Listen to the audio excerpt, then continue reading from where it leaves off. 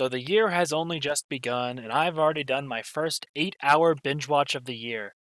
Alice in Borderland was a show I first watched while riding a charter bus touring Ireland. Instead of gazing at the beautiful landscapes in front of me, I was hunched over my phone watching Squid Game Pocket Edition. But before I get torn to shreds for making that comparison, let me just state that Alice in Borderland is a very different show from Squid Game, despite their face value similarities. While Squid Game sees citizens in poverty playing deadly children's games in hope of winning big fortune, all for the amusement of the corrupt societal elites, Alice in Borderland instead focuses on a random batch of individuals fighting instead for their lives and nothing more, while similarly playing deadly exaggerations of kids' games. Something that Alice has over Squid Game is the rotating batch of characters that get to evolve and form meaningful relationships that last until the end of the show, very unlike the Squid Game cast getting whittled down before most characters had enough screen time to leave any impact. But that's enough Squid Game for this analysis. Let's move on to the spoilery section. Ooh. I've lamented to myself in the past that Season 1 of Alice in Borderland has brief, incredible moments interspersed with long and unnecessary stretches of filler. As fun as it was to watch the card games play out sometimes, the second half of the season could have cut almost 2 hours of content and not miss much of the intended character development. The first season also likes to drastically shape up the plot midway through, leaving viewers like me a little dazed. Season 2 handles the pacing a lot better for the most part, with only minor portions that drag on too long. I really admire how the King of Spades is an ongoing antagonist for the entire season, as his frequent appearance from the beginning keeps the story grounded and flowing naturally. The first half of the season easily has some of the best episodes in the show, as the King of Clubs arc is really compelling for multiple reasons.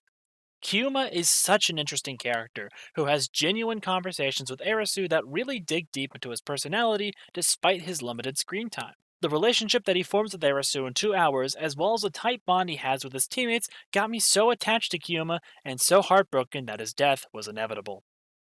And poor little Tata. While his death seemed the most obvious of the returning cast, it was still very emotional to see his, frankly, bloody sacrifice. Naraki survived his deadly battle at the beach and goes about this season like a zombie with a vendetta.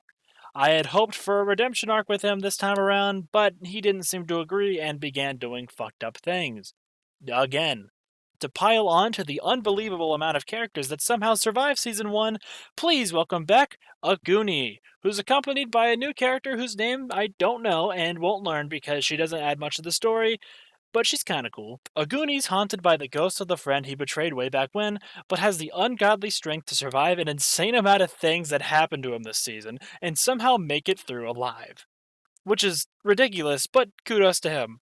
The rest of the cast resume their stories they had in Season 1, and characters like An are just kind of there to be there, I guess.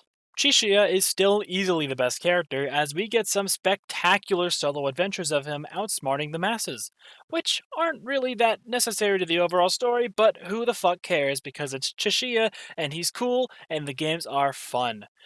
The second to last episode brings all of the characters together for a deadly fight with the King of Spades, but not before they write Chishiya and Naragi out of the story for good measure, because we can't have too many interesting characters fighting one guy. The King of Spades battle is really well done, though, as the stakes are high and the dynamics of the fight are electric. The King basically wipes out all of the main characters, but also doesn't kill any of them somehow, but I digress. Arisu blows him up, and Aguni divides death like 7 times in one episode, so it's all good, clean fun. The final episode gets mental over physical as Arisu and Usagi leave everyone behind to face the Queen of Hearts for the final battle of the show. And it's just croquet, but the Queen talks so much that it puts Arisu in a suicidal trance that Usagi needs to stop before it's too late. That sounds goofy when I say it, and it is kind of goofy, but it's also the culmination of Arisu and Usagi's character arcs, so it's a really fantastical episode.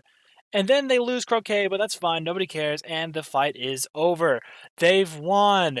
Everyone chooses to go home, and it was all just a dream. Because you realize that the title of the show was so much more than a title, and the entire damn show was an Alice in Wonderland reference. How the fuck did I just realize this? This is so obvious. But that's it. Arisu and Usagi meet cute at a vending machine, and the show ends with the potential teaser cliffhanger thing that might mean a season 3, but probably not. Do you want my analytical summary of the show?